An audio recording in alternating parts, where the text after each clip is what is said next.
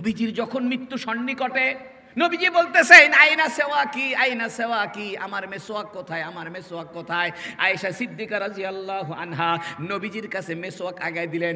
নবীজি অসুস্থতার কারণে মেসোয়াক চাবাইতে পারতেছে না, ডালটা বড় শক্ত।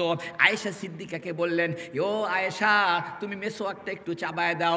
আয়েশা সিদ্দিকা মেসোয়াকটা চাবায় নরম করে দিলেন। ওই নরম মেসোয়াক দিয়ে নবী মেসোয়াক করলেন। তাই আয়েশা সিদ্দিকা বলতেন, রিকি রিকাহু, আমার মুখের লালা নবীর মুখের মধ্যে গেছে।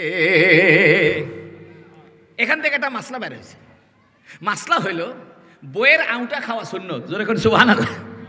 বইয়ের আউটা খাওয়া সুন্নত।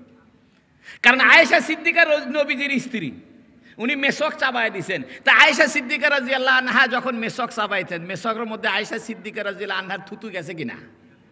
এই সেই মেসক আবার কে মেসক করছেন? নবী করছেন। তাহলে নবীর মুখের মধ্যে কার থুতু এসে লাগলো? আয়েশা সিদ্দিকার।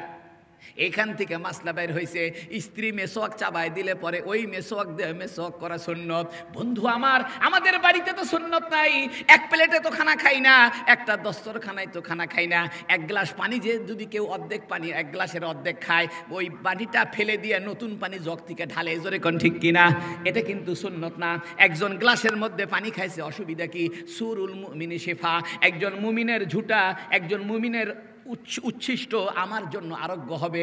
আজকে পোসপাস গ্লাসের পানি অর্ধেক খাইছে, বাকি অর্ধেক আরেকজন খাইলে খাইতে পারে, কিন্তু খাবে না, ফেলে দিবে। ফেলে দিয়ে নতুন করে পানি ঢালে খাবে। এটা সুন্নত নয়। আপনি একই গ্লাসে পানি খাইলেন, ওই গ্লাসের পানি আরেকজন খাবে, অসুবিধা কি আছে? আল্লাহু আকবার।